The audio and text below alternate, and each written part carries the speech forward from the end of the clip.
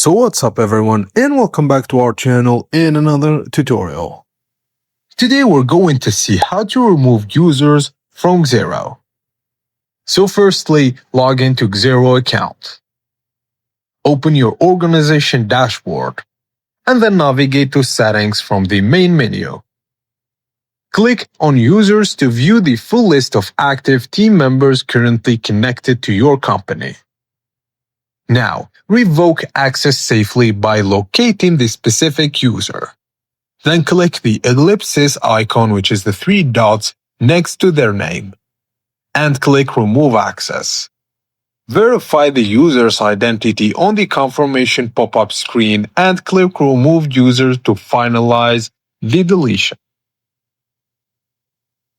And that's it guys, as simple as that. Thank you for watching, and please don't forget to like the video and subscribe to our channel for more tips and tricks like this. And drop a comment down below letting us know what to cover next. And I will see you on the next video.